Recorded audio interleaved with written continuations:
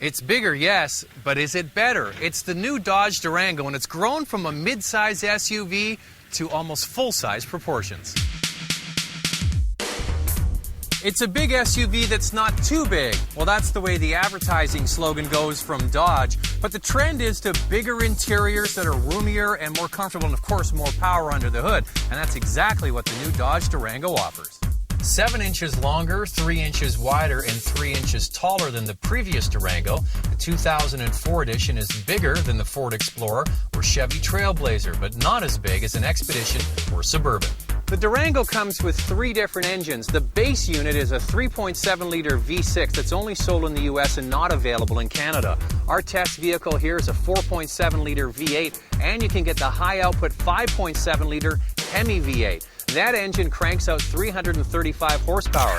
With 2-wheel drive, it has a towing capacity of 8,950 pounds. If you get it with the 4-wheel drive, that drops down to 8,700 pounds.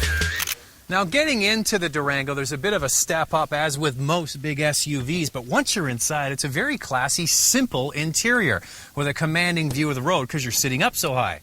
Now, the back seat is a different story. Have a look at the size of this door. A good and a bad thing. It opens almost to 90 degrees, making your way into it very easy. But if you've got kids that aren't really thinking and they open up that huge door in a parking lot, ding, ding, ding, ding in the old pocketbook. How do you get into the 3rd row of seats? Well, you just flip the 2nd row forward. Goodbye. As before, there's seating for 7 in 3 rows of seats, but now there's more headroom, shoulder room, and leg room, although the 3rd row is still tight for adults. Cargo room is generous when one or both of the split 3rd row seats is folded down. A rear bench seat is standard, by the way, but I'd recommend paying a little more for the split rear seat. The cargo area is 4 feet wide between the wheel housings, but with the rear seats up, there's limited cargo room, and the loading floor is fairly high too.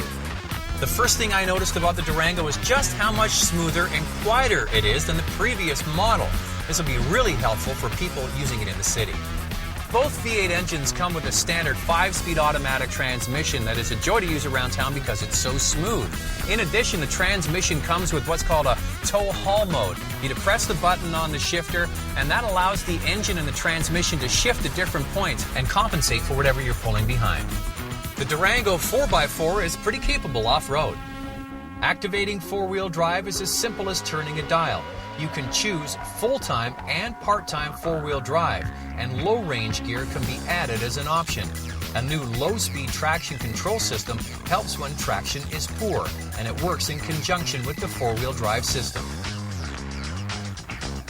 Some might find a full-size SUV too big and a mid-size SUV too small, so the Durango might hit that sweet spot. Now, it's priced competitively with mid-size SUVs, so the price definitely is compelling.